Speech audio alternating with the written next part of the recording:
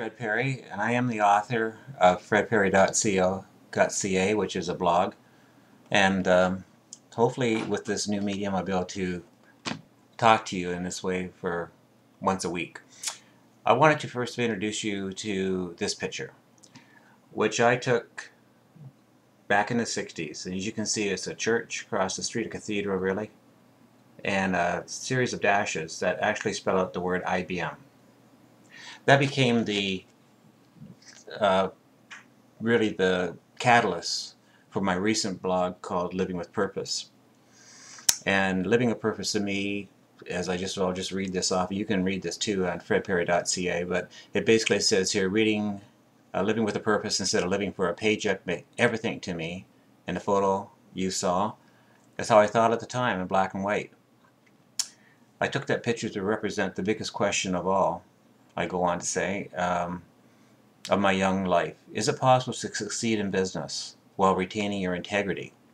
Looking back, however, I found that no one seemed much interested in the question. Business was business. Best not confuse the things. You have to remember that when I was first starting out, I was very idealistic, and I probably still am.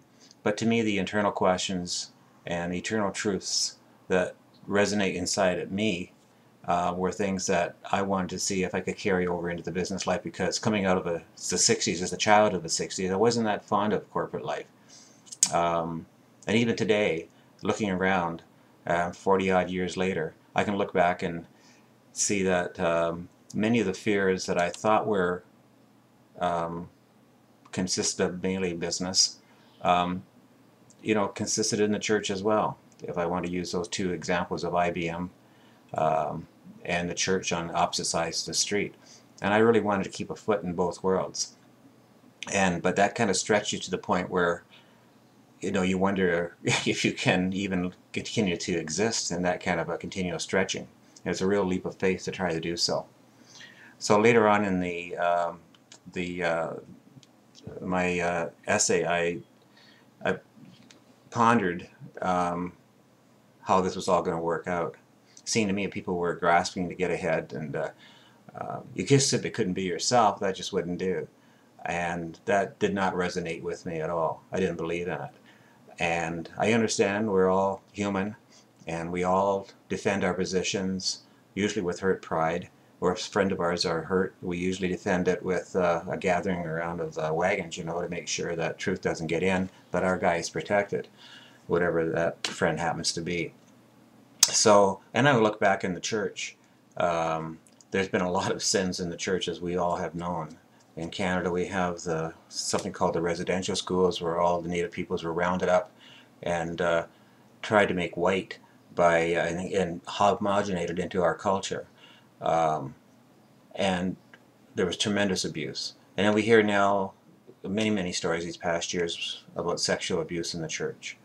Not that the corporate world is off scot-free either. You look at BP oil and the devastation that their thoughtlessness has created in the Gulf of Mexico, and who knows how many other places. And and just plain greed in general really caused this whole international financial meltdown. It's generated from Wall Street. So it's a lot of mixed emotions that I wrote this piece. So now I feel that I had to come out at this point and say what side of the fence I'm really on. And I liked the quote from, is it Montaigne, that said that if I had any control of my faculties, I wouldn't make essays, I would make decisions. And it's hard to make decisions, but I can honestly tell you that I did get down on my knees and I asked the good Lord what I should be doing. And the answer was just follow your heart. And I did. Following that advice, I didn't subscribe to any dictum. I just tried to be myself, for better or worse. At least it was real. And I tried to be conscious of people's feelings. But in the end, I had to make my own decisions. And I figured that if I tried to follow it somebody else's way, I was going to get fired anyway. So I did it my way, as Frank Sinatra would say. But my way in a sense that it was a borrowed way from what was truly in my heart. And I was raised by the golden rule. You know, you try to be fair to people. Yeah, you make mistakes, but if you're truly repentant of those mistakes, people are good to forget and forgive. And we all come from an imperfect world.